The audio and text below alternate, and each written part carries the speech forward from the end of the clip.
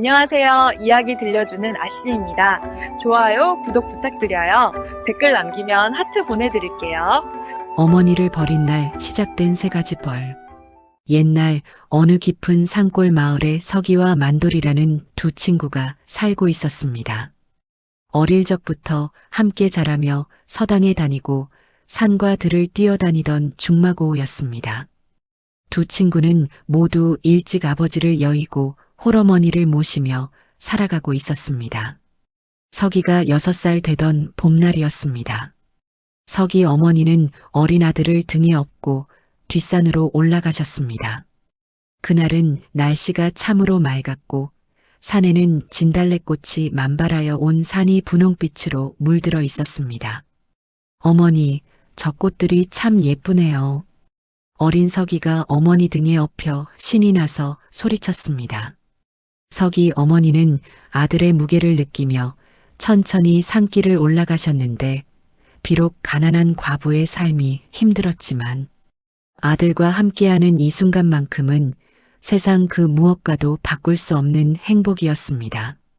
서기야, 저기 저 큰 바위 보이느냐? 어머니는 산 중턱에 있는 거대한 바위를 가리키며 말씀하셨습니다. 네, 어머니. 정말 크네요. 저 바위 옆에서 어미가 너에게 특별한 것을 보여줄게. 조금만 더 힘을 내자꾸나. 서기 어머니는 숨을 헐떡이면서도 아들을 위해 힘을 내어 바위 근처까지 올라가셨습니다. 그곳에 도착하자 눈앞에 펼쳐진 광경에 어린 서기는 탄성을 질렀습니다. 바위 위에서 내려다본 마을의 전경은 그야말로 장관이었고 멀리 구불구불 흐르는 개울과 논밭들이 한눈에 들어왔습니다. 와, 우리 집이 저렇게 작게 보여요. 그렇지? 높은 곳에 오르면 세상이 다르게 보인단다. 서기야, 어미가 너에게 해주고 싶은 말이 있구나. 서기 어머니는 아들을 바위 위에 앉히고 그 옆에 나란히 앉으셨습니다. 봄바람이 부드럽게 불어왔고 어머니는 아들의 작은 손을 꼭 잡으셨습니다. 서기야, 세상을 살다 보면 힘든 일도 많고 슬픈 일도 많단다. 하지만 높은 곳에 올라 세상을 내려다보면 그 모든 것들이 작아 보이지 않느냐? 힘든 일이 있을 때마다 이 바위를 생각하거라. 그러면 용기가 날 게다. 네, 어머니. 저도 어머니처럼 강한 사람이 될래요. 우리 석이 착하구나. 어미는 너를 믿는단다. 그날 어머니와 아들은 바위 위에서 오랜 시간을 함께 보냈습니다. 어머니는 풀피리를 불어주셨고 들꽃으로 화관을 만들어 서기의 머리에 씌워주셨으며 산에서 나는 나물들의 이름을 하나하나 가르쳐 주셨습니다. 해가 저물어 집으로 돌아올 때까지 서기는 어머니의 등에서 내려오지 않았고 어머니는 힘들다는 말씀 한 번 하지 않으셨습니다. 어머니, 나중에 제가 크면 제가 어머니를 업어드릴게요. 호호, 그래. 우리 서기가 크면 그렇게 해다오. 그날의 기억은 서기의 마음속에 가장 아름다운 추억으로 남았습니다. 어머니의 따뜻한 등, 산에 피었던 진달래꽃, 바위 위에서 본 풍경, 그리고 어머니의 온화한 미소가 모두 서기의 가슴 깊은 곳에 새겨졌습니다. 세월은 빠르게 흘러갔습니다. 어린 소년이었던 서기는 어느덧 장성하여 장가를 들었고 새 아이의 아버지가 되었습니다. 하지만 생활은 넉넉하지 않았고 가난은 서기 가족을 끊임없이 괴롭혔습니다. 그 시절에는 이른이 되면 늙은 부모를 산에 버리는 고려장이라는 잔인한 풍습이 있었는데 그것은 식량이 부족한 산골 마을에서 대대로 내려오는 무서운 관습이었습니다. 어느 봄날 서기의 어머니가 마침내 70번째 생일을 맞이하셨습니다. 그날부터 서기 아내는 노골적으로 불만을 드러내기 시작했습니다. 그녀의 목소리에는 냉정함과 조급함이 가득했습니다. 여보, 이제 어머님이 70이 되셨어요. 마을법도는 아시잖아요. 이제 결정을 하셔야 합니다. 서기는 아내의 말을 듣고 가슴이 철렁 내려앉았지만 애써 태어난 척하며 대답했습니다. 그건 조금만 더 기다려보자. 어머니께서 아직 건강하시잖소. 조금만 더라뇨? 언제까지 기다리란 말입니까? 우리 아이들 먹여 살리기도 힘든데 늙으니까지. 언제까지 모실 건가요? 솔직히 말해서 어머님은 이제 할 일도 없고 그저 밥만 축내시잖아요. 밥 한 그릇이 얼마나 귀한지 당신도 아시면서 왜 이러세요? 서기는 아내의 말이 비록 냉정하고 잔인하게 들렸지만 한편으로는 그녀의 말에도 일리가 있다고 생각했습니다. 집안 형편이 정말 어려웠고 아이들도 셋이나 되어 매일 먹여 살리기가 버거웠기 때문입니다. 지난 겨울에는 아이들이 배를 고른 적도 있었고 작년 가을 농사도 흉년이 들어 식량이 턱없이 부족했습니다. 며칠이 지나도 서기 아내는 끊임없이 말했습니다. 식사 때마다, 아이들이 보챌 때마다, 돈이 부족할 때마다 어머니를 산에 보내야 한다고. 귓가에 속삭였는데 그녀의 목소리는 점점 더 강압적이고 날카로워졌습니다. 다른 집 좀 보세요. 석진이네도 작년에 시아버님을 보냈고 만석이네도 그저께 시어머니를 보냈어요. 우리만 안 보내면 마을 사람들이 뭐라고 하겠어요? 법도를 어긴다고 손가락질 받을 거고 그럼 우리 아이들까지 피해를 보게 된다고요. 서기는 밤마다 잠을 이루지 못했습니다. 한편으로는 어머니에 대한 효심이 있었지만 다른 한편으로는 가족의 생계와 마을의 법도가 그를 짓눌렀습니다. 아내의 끊임없는 압박은 서기의 마음을 조금씩 변하게 만들었고 그는 점점 어머니를 산에 보내는 것이 어쩔 수 없는 선택이라고 스스로를 설득하기 시작했습니다. 며칠이 더 지나자 마을 이장이 엄숙한 표정으로 서기의 집을 찾아왔습니다. 이장은 마을의 법도를 지키는 일이 자신의 책임이라는 것을 알고 있었고 그래서 더욱 단호한 목소리로 말했습니다. 서기, 어머님께서 이른을 맞으신 지 벌써 열흘이 지났네. 마을의 법도는 자네도 잘 알고 있지 않나?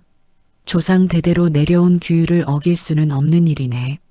서기 아내가 반색하며 나섰는데 그녀의 얼굴에는 안도감과 기대감이 동시에 드러나 있었습니다.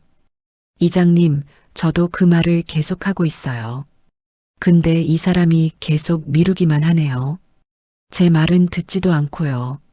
서기, 보름 안에는 어머니를 산에 모셔야 하네. 다른 집들의 눈도 있고 마을의 규율을 깨뜨릴 수 없다네. 이것은 개인의 문제가 아니라 마을 전체의 문제라네. 방에서 서기 어머니가 조용히 나오셨습니다. 어머니는 며느리가 하는 말들을 다 들으셨지만 아무 말씀도 하지 않으셨습니다. 단지 그분의 얼굴에는 체념과 슬픔이 깊이 새겨져 있었습니다. 이장님 말씀이 옳습니다. 저도 이미 오래전부터 각오를 하고 있었습니다. 더 이상 미룰 수 없다는 것을 저도 잘 압니다. 어머니, 서기의 목소리는 떨리고 있었지만 어머니는 조용히 말씀을 이어가셨습니다. 서기야, 어미는 이미 오래 살았다. 이제는 너희에게 짐이 되고 싶지 않구나. 너희 가족의 미래를 생각해야 할 때란다. 서기 아내는 속으로 기뻐하면서도 겉으로는 정중한 척 말했습니다. 어머님이 현명하시네요. 걱정 마세요. 좋은 곳에 편안히 모셔다 드릴게요. 이장이 돌아간 후 서기 아내는 더욱 적극적으로 나섰는데 그녀의 태도에는 이제 주저함이라곤 전혀 없었습니다. 여보, 이제 더 이상 미룰 수 없어요. 어머님도 각오하셨잖아요. 그리고 솔직히 말하면 저도 이제 좀 편해지고 싶어요. 시어머니 시중 드느라 제 인생은 없었어요. 이제 우리 가족만 생각할 때도 됐잖아요. 아이들을 위해서라도 결정하세요. 서기는 아내의 끊임없는 압박과 마을의 법도 그리고 힘든 생활 때문에 결국 마음을 굳혔습니다. 그는 자신을 위로하듯 생각했습니다. 어머니도 이미 오래 사셨고 법도는 법도니까 이제는 내 가족을 먼저 생각해야 할 때야. 하지만 서기는 몰랐습니다. 자신이 어린 시절 어머니 등에 엎여 올랐던 그 산이 이제 어머니를 버리는 장소가 될 줄은, 그리고 그 산에서 함께 나눴던 아름다운 추억들이 얼마나 큰 죄책감으로 돌아올지. 보름이 지났습니다. 더 이상 미룰 수 없는 날이 밝아왔는데 그날 아침 하늘은 유난히 흐렸고 바람은 차갑게 불어왔습니다. 여보, 오늘이에요. 지게 준비하세요. 날씨가 흐리니까 서둘러야 해요. 서기 아내의 목소리에는 재촉함과 함께 묘한 흥분이 섞여 있었습니다. 서기는 무거운 마음으로 지게를 마당에 가져왔고 그의 손은 떨리고 있었습니다. 어머님, 이제 준비하세요.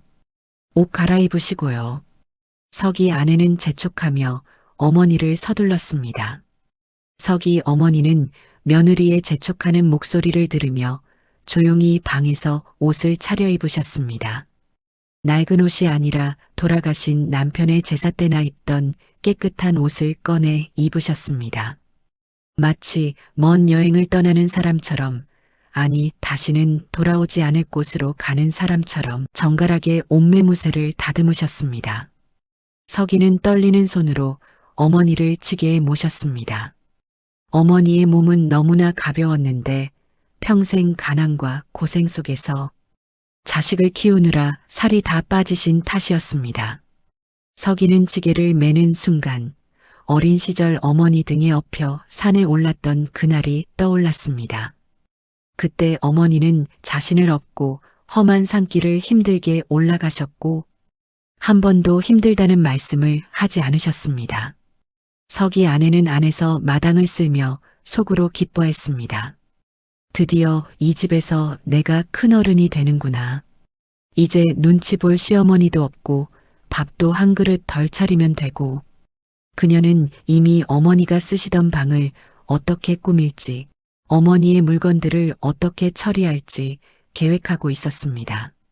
산길은 매우 험했습니다. 큰 바위들이 길을 막고 있었고 가시나무들이 사방에서 옷자락을 걸었으며 경사진 길은 미끄러워서 한 걸음 한 걸음이 조심스러웠습니다. 서기는 한 발 한 발 무거운 걸음을 옮기며 산을 올라갔는데 등 뒤에서 어머니의 가쁜 숨소리가 들렸고 가끔 나뭇가지에 스치는 소리가 들렸습니다. 한참을 올라가는데 서기는 이상한 소리를 들었습니다. 뚝뚝 무언가 부러지는 소리가 규칙적으로 들려왔고 그 소리는 서기의 발걸음에 맞춰 계속 반복되었습니다. 서기는 걸음을 멈추고 고개를 돌려보았습니다. 어머니, 지금 무엇을 하고 계십니까? 어머니께서 나뭇가지를 꺾어 길바닥에 떨어뜨리고 계셨습니다. 서기가 지나온 길을 따라 나뭇가지들이 일정한 간격으로 놓여 있었고 어머니의 손에는 이제 막 꺾은 나뭇가지가 들려 있었습니다. 아가야, 내가 돌아갈 때 이 어두운 산에서 길을 잃을까봐 표시를 해두는 것이다. 이 산은 험하고 길이 복잡하니 말이다. 해가 지면 산길은 더욱 어두워지고 방향을 잃기 쉽단다. 그 순간 서기는 어린 시절의 기억이 물밀듯 밀려왔습니다. 6살 때 어머니 등에 엎여 이 산을 올랐던 그날, 어머니가 자신에게 들려주셨던 따뜻한 말들, 바위 위에서 함께 본 아름다운 풍경, 어머니가 만들어주신 풀피리 소리, 그리고 나중에 제가 크면 제가 어머니를 업어드릴게요.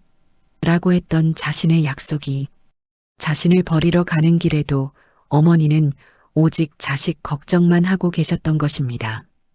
자신의 마지막 순간에도 홀로 이 깊은 산에 남겨질 운명 앞에서도 어머니의 마음속에는 오직 자식이 안전하게 집에 돌아가기를 바라는 마음뿐이었습니다. 서기의 눈에서 눈물이 쏟아졌고 목이 메어 아무 말도 할 수 없었습니다. 그는 지게를 맨 채로 그 자리에 한참을 서 있었는데 어깨가 떨리고 가슴속에서는 무언가가 찢어지는 것 같은 고통이 밀려왔습니다. 어머니, 저는 서기는 무언가를 말하려 했지만 말이 나오지 않았습니다. 어머니는 조용히 말씀하셨습니다. 괜찮다, 아가야. 계속 가자꾸나. 해가 지기 전에 내가 집에 돌아가야 한다. 드디어 깊은 산속 큰 바위 틈이 있는 곳에 도착했습니다. 바로 그곳이었습니다. 어린 서기가 어머니와 함께 아름다운 추억을 만들었던 그 바위였습니다. 지금은 진달래꽃이 피어 있지 않았고 옛날에 밝고 따뜻했던 기억과는 달리 모든 것이 음산하고 차갑게 느껴졌습니다. 서기는 조심스럽게 어머니를 지게에서 내려 바위 옆에 앉혔습니다. 어머니는 서기가 어렸을 때 자신과 함께 앉았던 바로 그 자리에 앉으셨고 그때의 기억이 떠오르셨는지 잠시 먼 곳을 바라보셨습니다. 서기야, 이제 가거라. 뒤돌아보지 말고 곧장 내려가거라. 어머니, 죄송합니다. 용서해 주십시오. 서기의 목소리는 울음으로 떨리고 있었지만 어머니는 조용히 말씀을 이어가셨습니다. 아가야, 집에 가서 아이들을 잘 돌보고 아내에게 잘하고 농사도 열심히 지어라. 그것이 어미에 대한 효도란다. 그리고 내 아내를 탓하지 말거라. 그 사람도 힘들었을 게다. 가난한 집에 시집와서 고생만 했으니 말이다. 어머니, 아가, 조심해서 가거라. 어미가 표시해둔 나뭇가지 따라가면 길을 잃지 않을 게다. 해가 지기 전에 꼭 집에 도착해야 한다. 서기는 더 이상 참을 수 없어 어머니 앞에 무릎을 꿇었지만 결국 떠나야 했습니다. 마을의 법도는 냉혹했고 그는 이미 선택을 했습니다. 떨리는 다리로 일어나 뒤도 돌아보지 않고 산을 내려가기 시작했습니다. 조금 뒤에서 가냘픈 어머니의 목소리가 들려왔습니다. 아가, 조심해서 가거라. 너는 어미의 자랑이란다. 건강하게 오래오래 살아다오. 그 목소리는 점점 작아지더니 마침내 들리지 않게 되었습니다. 서기는 어머니가 표시해둔 나뭇가지들을 따라 산을 내려왔고 한 발 한 발 내디딜 때마다 가슴이 찢어지는 것 같았습니다. 어머니의 마지막 사랑이 담긴 그 나뭇가지들을 밟으며 내려오는 것이 얼마나 고통스러운지 서기는 그 순간 깨달았습니다.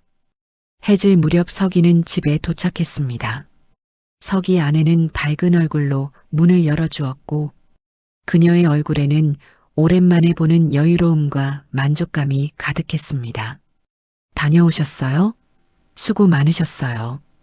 이제 우리 식구끼리 편하게 살 수 있겠네요.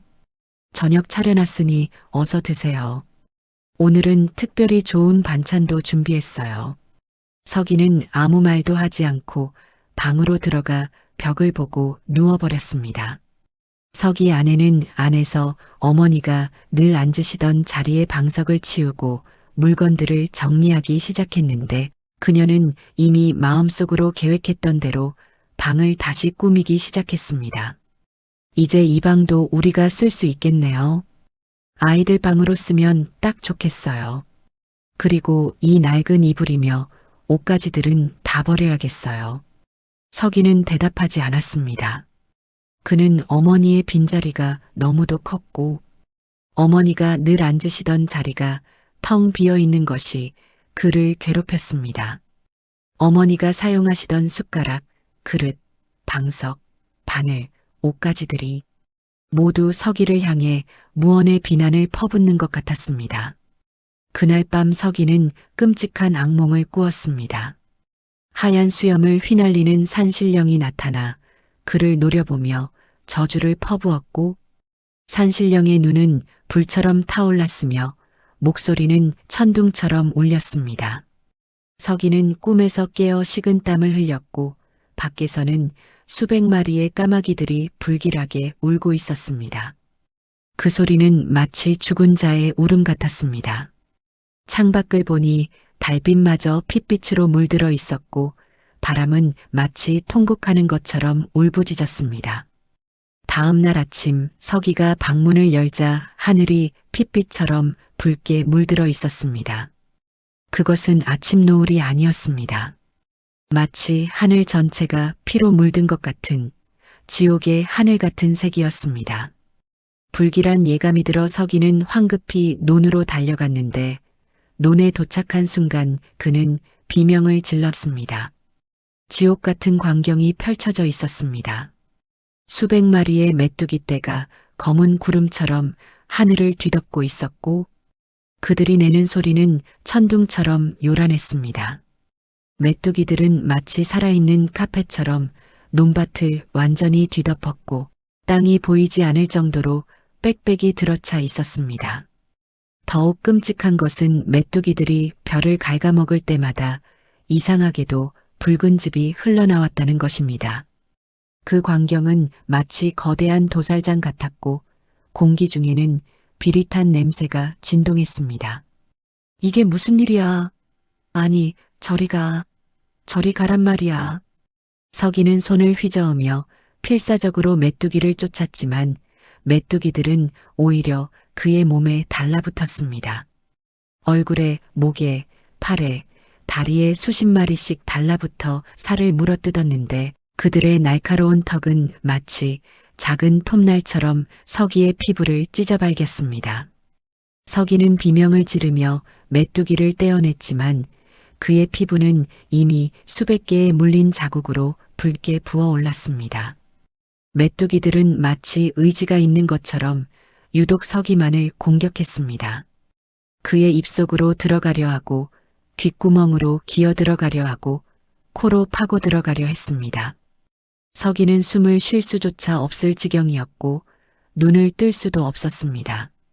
더욱 이상한 것은 옆 논들은 멀쩡한데 유독 서기의 논에만 메뚜기가 집중적으로 몰려들었다는 것입니다. 마치 보이지 않는 경계선이 있는 것처럼 메뚜기들은 서기의 논 밖으로는 한 마리도 나가지 않았습니다.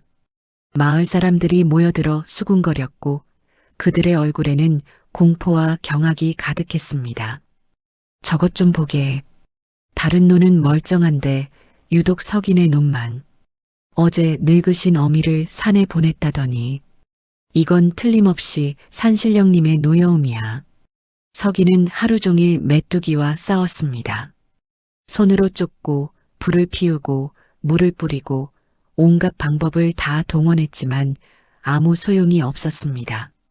메뚜기들은 끝도 없이 몰려왔고 서기가 쫓아내면 또 다른 메뚜기들이 그 자리를 채웠습니다. 해질 무렵 논의 벼는 한 포기도 남지 않고 완전히 사라졌습니다. 1년 동안 정성껏 가꾼 농사가 단 하루 만에 재가 되어버린 것입니다. 메뚜기들이 떠난 논바닥은 마치 불에 탄 것처럼 새까맣게 변해 있었고 그 위에는 붉은 액체가 고여 있었습니다. 서기가 그 액체에 손을 담그자 그것은 정말로 피처럼 끈적거렸고 비릿한 냄새가 났습니다. 서기는 온몸이 상처투성이가 된 채로 그 자리에 주저앉았습니다. 그의 얼굴과 팔, 다리는 메뚜기에게 물린 자국으로 부어올라 있었고 옷은 찢어져 누더기가 되어 있었습니다. 하늘을 올려다보니 석양빛마저 붉게 물들어 있었는데 그것은 마치 하늘이 피눈물을 흘리는 것 같았습니다. 지친 몸을 이끌고 집에 돌아온 서기는 더 큰 공포를 마주했습니다.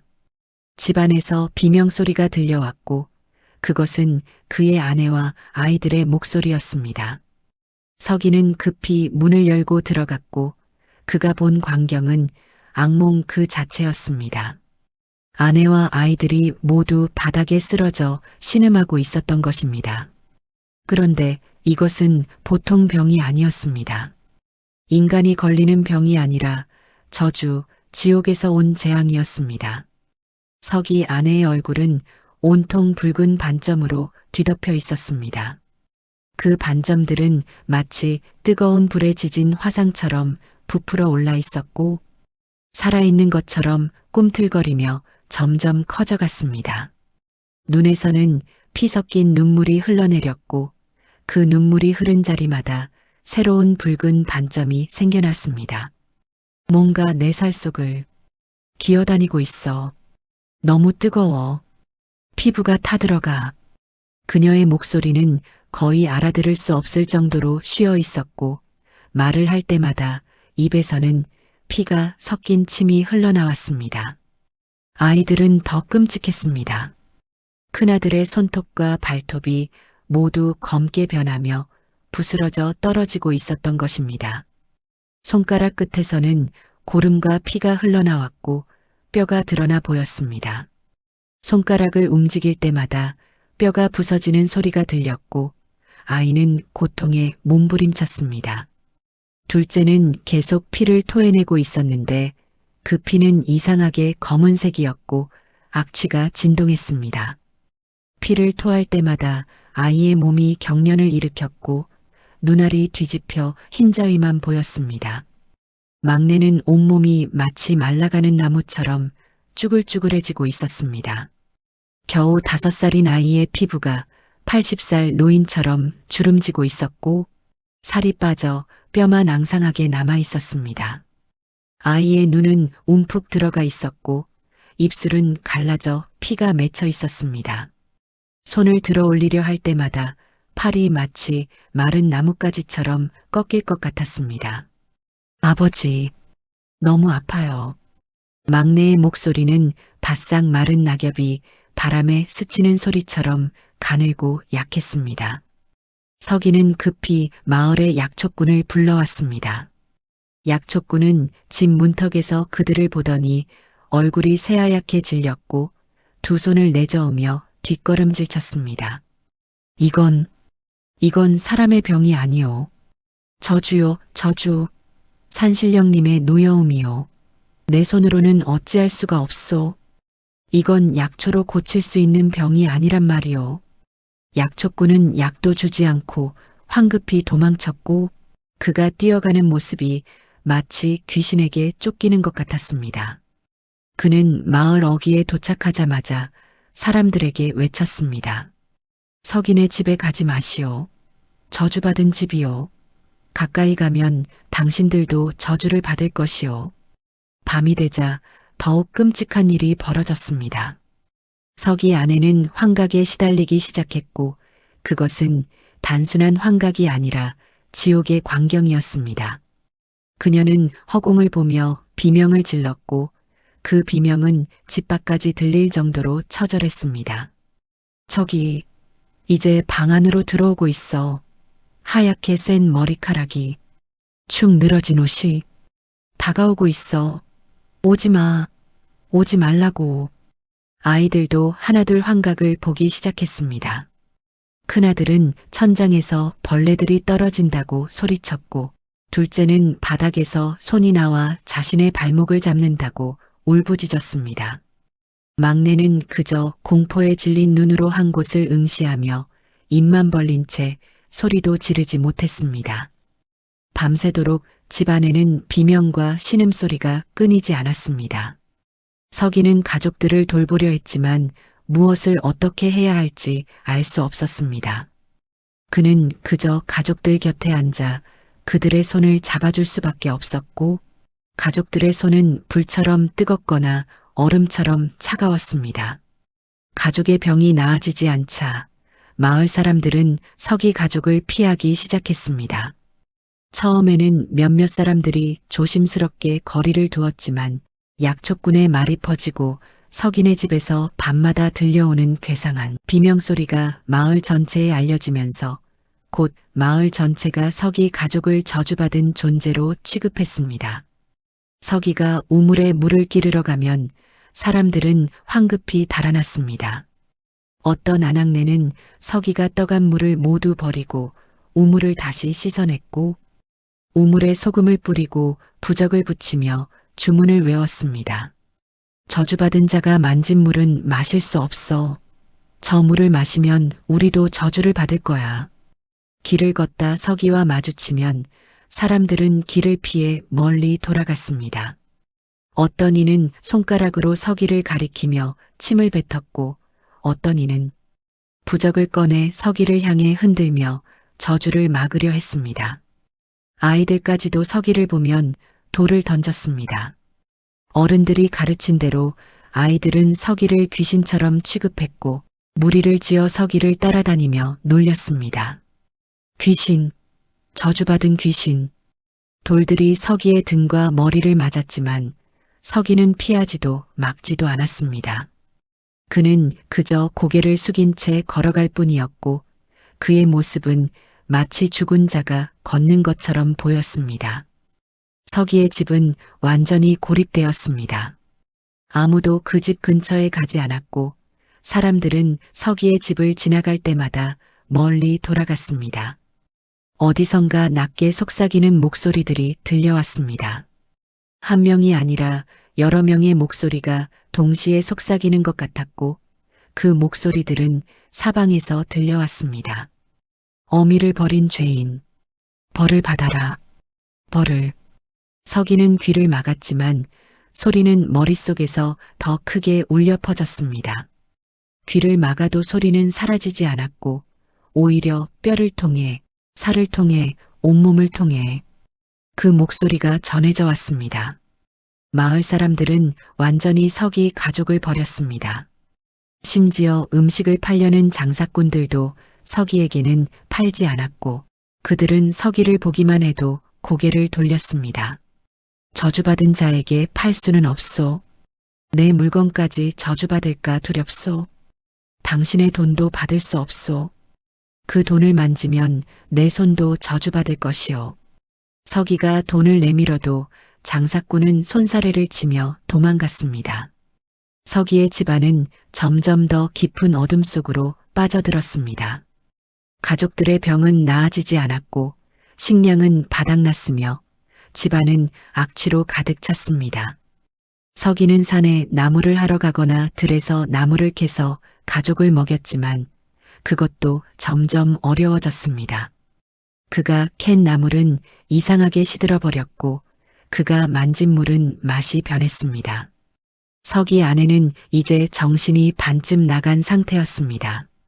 그녀는 하루 종일 벽을 보며 중얼거렸고 그 중얼거림은 때로는 사과의 말이었으며 때로는 저주의 말이었습니다. 미안해요. 제가 잘못했어요. 그녀의 얼굴은 이제 붉은 반점으로 완전히 뒤덮여 있었고 원래 피부색을 찾아볼 수 없었습니다. 머리카락은 대부분 빠져버렸고 남은 머리카락도 퍽석거렸습니다. 아이들은 앙상하게 말라갔습니다. 그들의 눈에는 생기가 없었고 마치 살아있는 시체처럼 보였습니다. 서기는 날마다 야위어 갔습니다.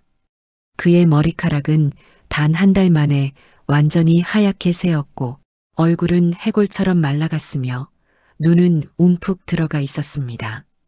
그는 거울을 보고 자신의 모습에 소스라치게 놀랐습니다. 겨우 한 달 전만 해도 건장했던 자신이 이제는 80 노인처럼 변해버린 것입니다. 한편 만돌이의 어머니도 서기 어머니와 같은 때에 이른을 맞이하셨습니다. 만돌이는 친구 서기가 겪는 끔찍한 일들을 모두 목격했고 그 광경은 만돌이에게 깊은 공포와 함께 확고한 결심을 심어주었습니다. 어느 날 저녁 만돌이 어머니가 아들을 조용히 불렀습니다. 만돌아, 이제 어미도 갈 때가 된 것 같구나. 서기네 집에 무슨 일이 일어났는지 너도 다 보았을 게다. 만돌이는 어머니의 손을 꼭 잡으며 단호하게 말했습니다. 어머니, 저는 절대로 어머니를 산에 보내지 않을 것입니다. 절대로요. 하지만 만돌아, 마을 법도를. 법도가 무슨 소용입니까? 그 법도 때문에 서기는 지금 지옥 같은 삶을 살고 있습니다. 저는 어머니를 잃으니 차라리 마을에서 쫓겨나는 것이 낫습니다. 만돌이는 며칠 밤을 뜬 눈으로 지새우며 계획을 세웠습니다. 잠이 들면 어머니가 홀로 산속에 계신 꿈을 꾸었고 서기 어머니처럼 추위와 슬픔 속에서 돌아가시는 악몽을 꾸었습니다. 깨어나면 어머니의 따뜻한 손길이 생각났고 어릴 때 아버지가 돌아가시고 홀로 자신을 키우신 어머니의 희생이 떠올랐습니다. 배고플 때 당신은 굶으면서 자식에게 먼저 먹이시던 어머니의 사랑이 모두 생생하게 기억났습니다. 만도리는 확고하게 결심했습니다. 어머니를 버릴 수 없다고, 차라리 마을의 법도를 어기더라도, 마을 사람들 모두가 자신을 손가락질하더라도 어머니를 끝까지 지키겠다고 다짐했습니다. 어느 날 밤부터 만도리는 몰래 집 뒤편으로 나가 삽을 들고 땅을 파기 시작했습니다. 밤마다 조금씩 땅을 팠는데 손에 물집이 잡히고 허리가 아파도 쉬지 않았습니다. 낮에는 마을 사람들이 볼까봐 판 곳을 마른 풀과 나뭇가지로 조심스럽게 덮어두었고 아무도 그곳에 오지 못하게 주변을 정리했습니다. 일주일이 지나자 사람 하나가 겨우 들어갈 만한 움막이 완성되었습니다. 만도리는 움막 안을 정성껏 꾸몄고 바닥에는 따뜻한 이불을 깔고 물과 음식을 넣어둘 작은 독을 여러 개 준비했습니다. 환기를 위한 작은 구멍도 여러 곳에 뚫어두었고 비가 새지 않도록 지붕을 단단히 만들었습니다. 겨울을 대비해 솜니불도 준비했고 어머니가 좋아하시는 책들도 몇 권 가져다 놓았습니다. 만도리는 어머니께 조심스럽게 자신의 계획을 말씀드렸습니다. 어머니, 제게 한 가지 계획이 있습니다. 마을 사람들께는 어머니를 산에 모셔갔다고 말씀드리겠습니다. 하지만 실제로는 집 뒤편에 만든 움막에 계셔야 합니다. 안 된다, 만도라. 그건 마을 법도를 어기는 일이다. 너만 괴로워진다. 그리고 들키면 너도 벌을 받게 될 게다. 어머니를 버리는 것보다는 거짓말을 하는 게 낫습니다. 그리고 저는 벌 같은 건 두렵지 않습니다. 제가 두려운 것은 어머니를 잃는 것입니다. 제발 제 말을 들어주십시오. 만도리 어머니는 한참을 아들을 바라보셨습니다. 아들의 눈에는 눈물이 맺혀 있었고 그 눈빛에는 흔들림 없는 결의가 담겨 있었습니다. 어머니는 결국 고개를 끄덕이셨는데 그분의 눈에서도 눈물이 흘러내렸습니다. 아들이 고생이 많겠구나. 어미 때문에. 고생이 아닙니다, 어머니. 이것이 제가 할 수 있는 최선입니다. 아니, 이것은 제가 마땅히 해야 할 도리입니다. 다음 날 만도리는 마을 사람들이 보는 앞에서 어머니를 지게에 모시고 산으로 향했습니다. 마을 사람들이 그 모습을 지켜보았고 어떤 이는 동정 어린 눈빛을 보냈으며 어떤 이는 석인의 집에 일어난 일을 생각하며 걱정스러운 표정을 지었습니다. 만도리도 어쩔 수 없구나. 법도는 법도니까. 하지만 만도리는 효자로 소문난 사람인데 마음이 얼마나 아프겠나. 만도리는 마을 사람들이 보는 앞에서 산길로 접어들었습니다. 하지만 산 중턱쯤 올라가 주위를 살펴 아무도 없는 것을 확인하고는 방향을 틀었습니다. 뒷산에 숨겨진 길로 돌아가 해가 질 무렵 아무도 보지 못하게 어머니를 움막으로 모셨습니다. 어머니, 여기서 지내셔야 합니다. 좁고 불편하시겠지만 매일 밤 음식과 필요한 것들을 가져다 드리겠습니다. 낮에는 절대 밖으로 나오시면 안 됩니다. 마을 사람들이 볼까봐 걱정입니다. 알겠다, 아들아. 조심해야 한다. 들키면 안 된다. 걱정 마십시오. 제가 모든 것을 준비했습니다. 그날부터 만도리는 힘든 이중 생활을 시작했습니다. 낮에는 마을 사람들에게 어머니를 산에 모셔갔다고 말하고 평소처럼 생활했으며 밤에는 몰래 움막으로 가서 어머니를 돌보았습니다. 밤마다 음식을 가져다 드리고 어머니와 이야기를 나누고 필요한 것이 있는지 확인했습니다. 며칠이 지난 어느 날 아침 만도리가 집 밖으로 나오자 놀라운 광경이 펼쳐져 있었습니다. 마당 한가운데서 맑은 물이 솟아나고 있었던 것입니다. 땅을 뚫고 나온 물줄기는 힘차게 솟구쳤고 그 주변으로 맑은 물이 고여 작은 못을 이루었습니다. 이게 어찌 된 일인가? 만도리가 가까이 가보니 맑고 차가운 물이 땅에서 계속 솟아오르고 있었습니다. 물을 한 모금 마셔보니 놀랍게도 달고 시원했으며 마치 온몸의 기운이 도는 것 같았고 오래된 피로가 씻겨나가는 것 같았습니다. 소문은 삽시간에 퍼졌습니다. 마을 사람들이 하나둘 만돌이의 집으로 찾아와 물을 마셔보았는데 모두들 이 물이 보통 물이 아니라고 감탄했습니다. 이 물을 마시니 속이 뻥 뚫리는 것 같네. 몸이 가벼워지는 것 같아. 얼마든지 드십시오. 모두에게 나눠드리겠습니다. 만돌이는 누구에게든 기꺼이 물을 떠주었습니다. 며칠 후에는 더욱 신기한 일이 일어났습니다.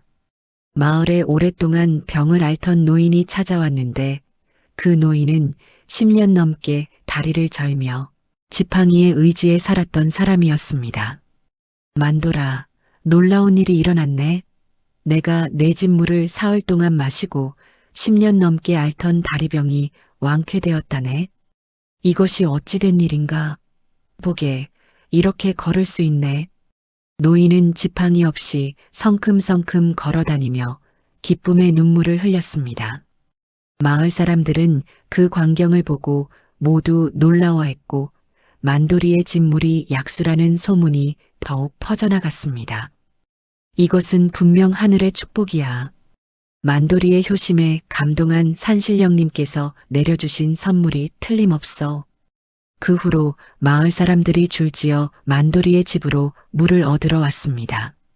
아픈 사람, 힘든 사람, 지친 사람들이 모두 찾아왔고 만돌이는 누구에게든 물을 아끼지 않고 나눠주었습니다. 만돌이의 논에서도 이상한 일이 계속 일어났습니다. 모내기를 한 지 한 달밖에 안 됐는데 벼가 다른 집 논의 2배로 무성하게 자라난 것입니다. 벼 이삭은 황금빛으로 물들었고 나달은 굵고 단단했으며 한 포기에서 나오는 이삭의 수도 다른 집보다 훨씬 많았습니다.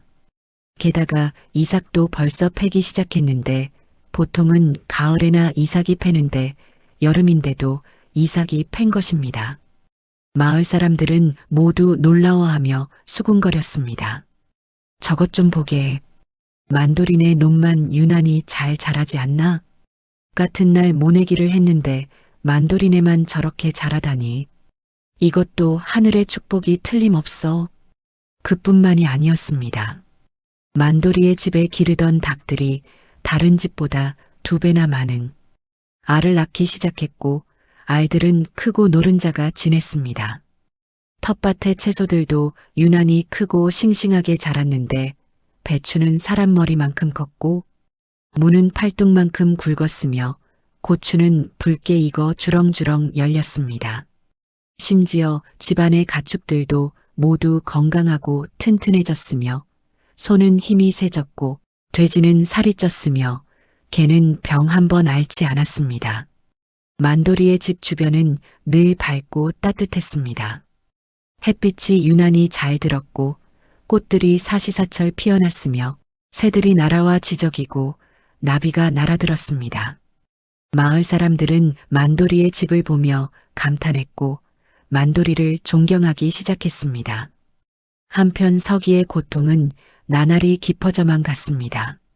가족들의 병은 점점 더 심해졌고 집안의 재산은 모두 소진되어 갔으며 마을 사람들의 시선은 더욱 차갑게 변해갔습니다.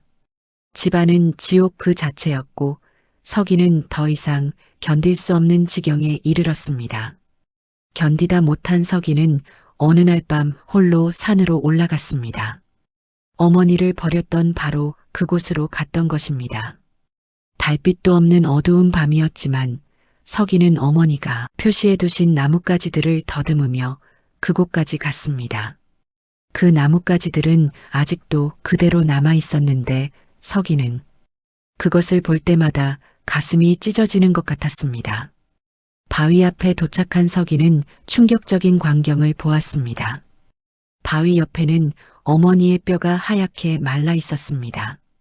옷가지가 흩어져 있었고 어머니가 마지막까지 입고 계셨던 옷은 너덜너덜하게 찢어져 있었습니다. 주변에는 어머니가 손으로 핥힌 자국들이 남아 있었고 어머니가 얼마나 고통스러웠을지, 얼마나 추웠을지, 얼마나 외로웠을지 생각하니 서기는 그 자리에 주저앉고 말았습니다. 목이 쉬도록 울었고 이마를 땅에 찌우며 용서를 빌었습니다. 어머니, 용서하십시오. 제가 잘못했습니다. 제가 금수만도 못한 놈입니다. 어머니, 새벽녘이 되자 갑자기 짙은 안개가 자욱하게 깔렸습니다. 안개는 순식간에 주변을 뒤덮었고 한 치 앞도 보이지 않게 되었습니다. 그때 안개 속에서 하얀 수염을 휘날리는 노인이 나타났습니다. 산신령이었습니다. 산신령의 몸에서는 신비로운 빛이 뿜어져 나왔고 그 눈빛은 천년의 세월을 품은 것처럼 깊고 날카로웠습니다. 불효자 서기야. 산신령의 목소리는 천둥처럼 울렸고 온 산이 진동했습니다. 서기는 그 목소리를 듣는 순간 온몸이 얼어붙는 것 같았습니다. 산신령님, 제발, 제발, 내가 받는 벌은 당연한 것이다. 어찌 늙으신 어미를 이 깊은 산에 홀로 버리고 갈 수 있느냐. 내 어미는 나흘 동안 이곳에서 너를 기다렸느니라. 추운 밤을 떨며 배고픔을 견디며 그래도 내가 돌아올까 기다렸느니라. 마지막 순간까지 내 이름을 부르며 돌아가셨느니라. 서기는 말을 잇지 못하고 땅에 이마를 찧었습니다. 이마에서 피가 흘러나왔지만 서기는 느끼지 못했습니다. 산신령님, 제발 가족만은 살려주십시오. 모든 벌을 저 혼자 받겠습니다. 제발. 내 벗이 어찌하였는지 아느냐? 산신령이 물었습니다. 서기는 고개를 들어 산신령을 바라보았습니다. 제 벗이요? 내 벗 만돌이는 어미를 끝까지 지켰느니라. 마을 사람들을 속이면서까지 목숨을 걸고 어미를 모셨느니라. 그 효심이 하늘의 다하복을 받은 것이니라. 그의 집에 샘이 솟은 것도 논의 곡식이 풍성한 것도 모두 그의 효심에 대한 하늘의 답이니라. 서기는 충격에 빠졌습니다. 만돌이가 어머니를 산에 버리지 않았다는 것을, 지금까지 몰래 모시고 있었다는 것을 그제야 알게 되었습니다.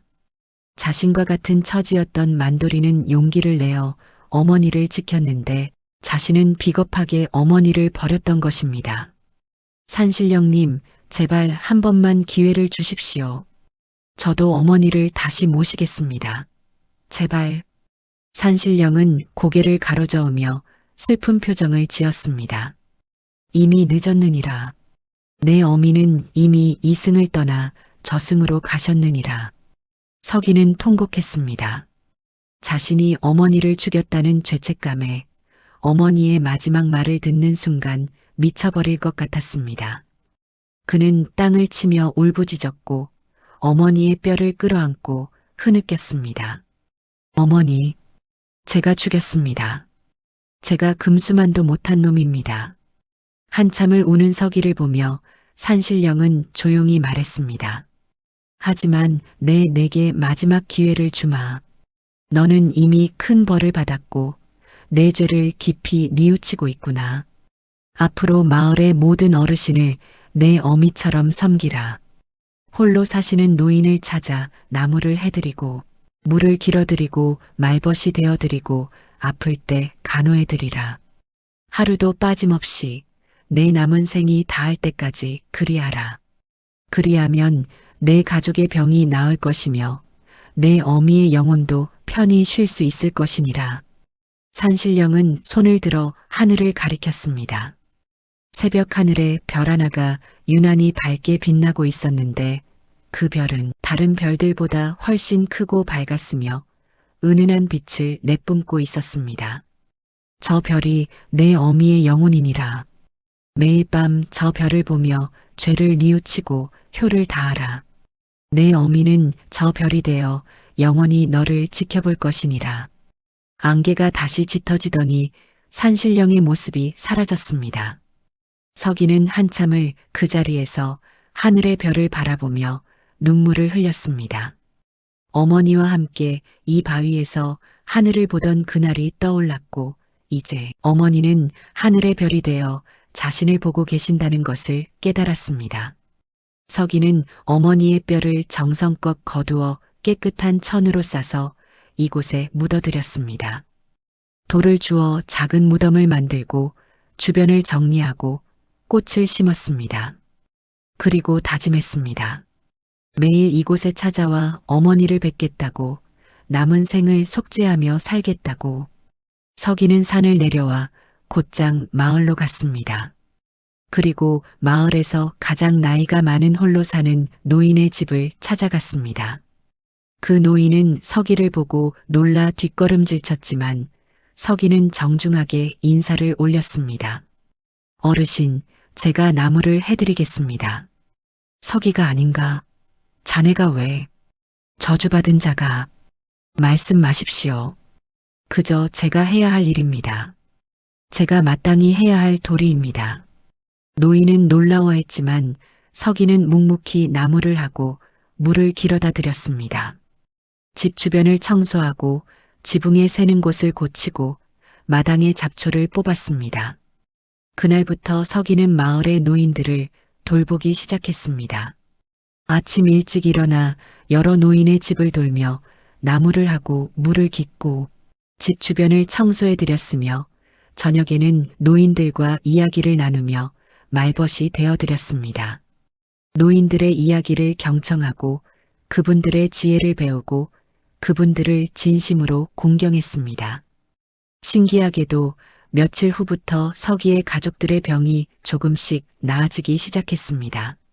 아내의 붉은 반점이 조금씩 옅어지기 시작했고 큰아들의 손톱이 다시 자라나기 시작했으며 둘째의 피토함이 멈추었고 막내의 몸에 살이 조금씩 붓기 시작했습니다. 여보, 오늘은 좀 기운이 나는 것 같아요. 아버지, 손이 안 아파요. 서기는 더욱 열심히 노인들을 돌보았습니다. 한 달이 지나자 가족들이 완전히 회복되었고 황폐해졌던 논밭에도 다시 곡식이 자라기 시작했으며 죽었던 가축들도 다시 늘어나기 시작했습니다. 마을 사람들은 서기의 변화를 보고 놀라워했습니다. 저주받았다고 여겼던 서기가 이제는 마을에서 가장 부지런하고 효성스러운 사람이 되어 있었습니다. 사람들은 조금씩 서기를 다시 받아들이기 시작했고 서기에게 말을 걸기 시작했습니다. 그러던 어느 날 마을에 큰 사건이 일어났습니다. 관아에서 관리들이 찾아와 마을 사람들을 모두 불러 모았습니다. 관리는 큰 벽보를 붙이며 엄숙하게 말했습니다.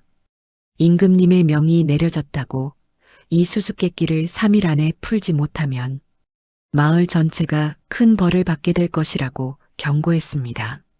벽보에는 3가지 어려운 수수께끼가 적혀 있었습니다.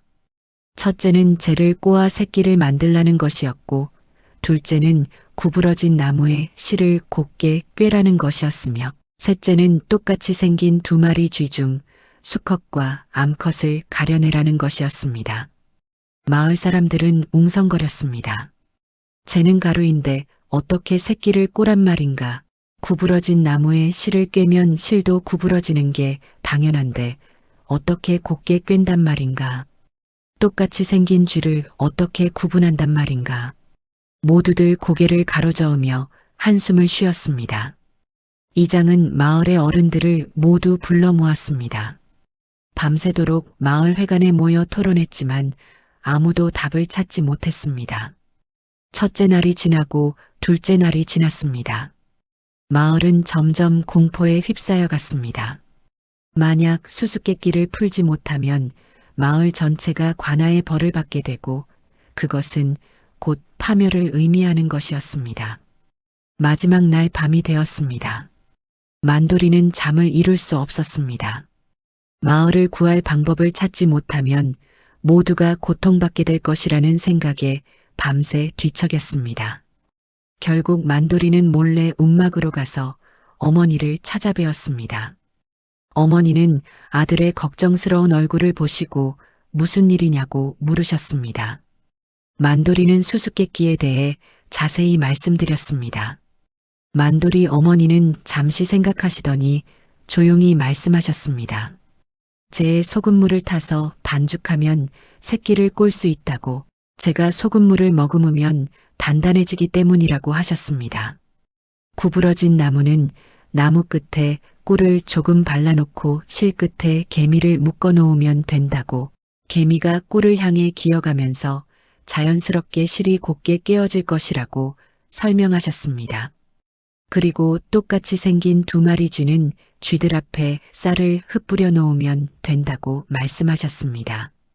수컷은 수염으로 쌀을 쓸어 모아 먹고 암컷은 입으로 하나하나 주워 먹는다고 가르쳐 주셨습니다.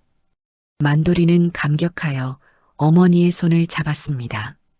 오래 사신 어머니의 지혜가 얼마나 귀한 것인지 새삼 깨달았던 것입니다. 어머니는 오래 살면 아는 것도 많아지는 법이라며 어서 가서 마을을 구하라고 말씀하셨습니다. 다음 날 아침 일찍 만돌이는 관아의 사람들을 찾아갔습니다.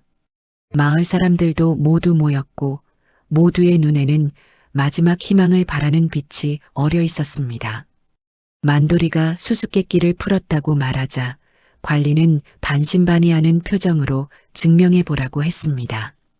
만돌이는 먼저 재에 소금물을 타서 반죽한 후 새끼를 꼬았습니다. 정말로 단단한 새끼가 만들어졌습니다. 관리와 마을 사람들은 놀라움에 입을 다물지 못했습니다. 이어서 만돌이는 구부러진 나무 끝에 꿀을 바르고 실 끝에 개미를 묶어 놓았습니다. 개미는 꿀 냄새를 맡고 나무를 따라 기어갔고 자연스럽게 실이 곧게 깨어졌습니다. 마지막으로 만돌이는 똑같이 생긴 두 마리 쥐 앞에 쌀을 흩뿌렸습니다. 한 마리는 수염으로 쌀을 쓸어 모아 먹었고 다른 한 마리는 입으로 하나하나 주워 먹었습니다. 마을 사람들이 환호했습니다. 만돌이가 마을을 구했다는 함성이 사방에서 터져나왔습니다. 관리는 깊이 감탄하며 대체 누가 이 답을 알려주었느냐고 물었고 이것은 보통 사람의 지혜로는 알 수 없는 것이라고 말했습니다. 만돌이는 잠시 망설였습니다. 이제 어머니를 숨겨온 사실을 밝혀야 할 순간이었습니다. 만돌이는 깊이 숨을 들이쉬고 말했습니다. 자신의 어머니가 답을 알려주신 것이라 고백했고 어머니를 산에 버릴 수 없어서 마을 사람들을 속이고 어머니를 집 뒤편에 몰래 모셔왔다고 털어놓았습니다. 마을이 크게 술렁였습니다. 어떤 이는 화를 냈고 어떤 이는 놀랐으며 어떤 이는 그저 멍하니 만돌이를 바라보았습니다. 이장이 큰 소리로 외쳤습니다. 만돌이가 마을의 법도를 어긴 것이 사실이냐고, 어떻게 그럴 수 있느냐고 따졌습니다. 만돌이는 고개를 숙이고 죄송하다고 말했고 어머니를 버릴 수는 없었다고 벌을 받겠다고 말했습니다. 그때 관리가 손을 들어 사람들을 제지했습니다. 그는 만돌이에게 어머니가 계신 곳으로 자신을 안내하라고 명령했습니다. 만돌이는 관리와 마을 사람들을 움막으로 안내했습니다. 움막 안에는 만돌이 어머니가 조용히 앉아 계셨습니다. 관리는 만돌이 어머니께 깊이 절을 올렸습니다. 그리고 말했습니다. 어르신의 지혜 덕분에 이 마을이 구원받았다고, 임금님께서 이 수수께끼를 내신 것은 바로 이 때문이라고 설명했습니다. 노인의 지혜가 얼마나 소중한지 백성들에게 깨우쳐 주시기 위함이었다고 오늘부로 임금님의 명에 따라 고려장 풍습을 금한다고 선포했습니다. 마을 사람들은 환호하며 울었습니다.